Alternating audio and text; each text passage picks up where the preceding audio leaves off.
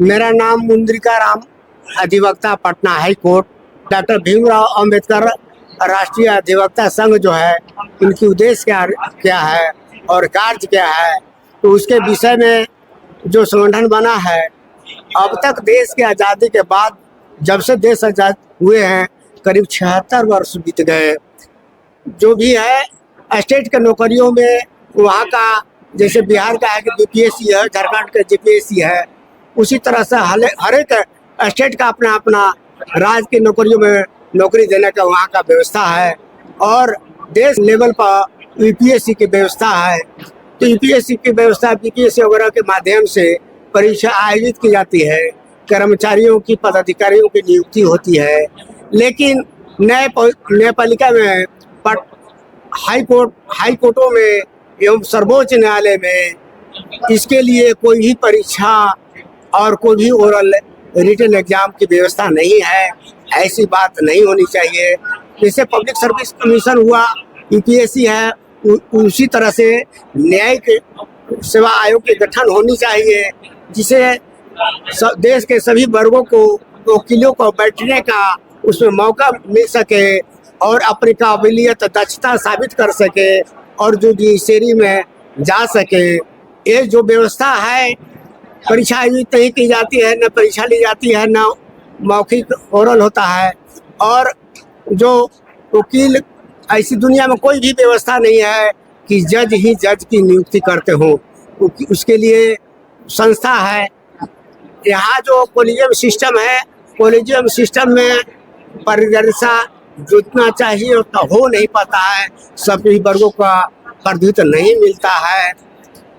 इससे देश का सबसे बड़ा भाग जो है बहुजन समाज के जो वकील हैं वो पिछड़ जाते हैं। जस्टिस के सेवा में जाने से, सर्वोच्च न्यायालय में जाने से, हाई कोर्ट के जज बनने में, तो यूपीएससी की गठन करके, परीक्षा आयोजित करके ही जजों की बहाली की जाए, ऐसी हम भारत सरकार से आग्रह करते हैं, न्यायपालिका से आग्रह करते हैं कि न्यायपालिका जो नया गठन करके वकीलों की परीक्षा ली जाए, जिससे कि उनकी नियुक्ति में सर्वोच्च न्यायालय और हाई कोर्ट में जा सके। यही हमारी अपेक्षा है। और अगर अब तक 76 वर्ष बीत गए लेकिन हुआ नहीं हुआ है, तो इसको पूरा करने के लिए कोई भी आंदोलन से ही काम आगे बढ़ता है। जो भी काम रुके हैं बनते हैं। जैसे सैकड़ों वर्षों से इस देश पर अंग्रेज शासन कर रहे थे, आंदोलन के माध्यम से भारतीय नागरिक जगे और उनके खिलाफ में आंदोलन हुए, तो सरकार को, जिनके पूरे दुनिया पर शासन था, कभी सूर्यास्त नहीं होता था, उनको भारत छोड़कर साता सौंप को जानी पड़ी। क्या कारण? तो वैसे हालात हैं, यहाँ भी आंदोलन खड़ा करने की जरूरत है और इसमें हमारे लोग लगे हैं और इसके लिए संघर्ष होगा। सभी को समुचित भागीदारी मिलनी चाहिए, यही हमारी अपेक्षा। आप क्या कारण मानते हैं कि SC ST OBC के लिए जिस तरह से पद नहीं मिल रहा है, बड़ा पद नहीं मिल रहा है, तो क्या इसका कारण मानते हैं? क्या कारण है? बड़े बड़े पदों पर नहीं जा रहे हैं, पारदर्शिता नहीं है। जो संस्था है देश की, उसमें ऊपर जो लोग बैठे हैं, उस सभी लोगों को आने देने नहीं चाहते, रोकना चाहते हैं। तो सबसे ज्यादा आरक्षण जो है SC ST समाज को ही मिला हुआ है, फिर क्यों नहीं जाता है? SC ST समाज आगे क्यों नहीं बढ़ता है? तो ये आप जान लीजिए कि यूपीएससी, बीपीएससी जो भी स्टेट की नौकरियां हैं, उसमें परीक्षा आयोजित की जाती है। कॉलेजियम सिस्टम लागू है हाई कोर्ट में और सुप्रीम कोर्ट में।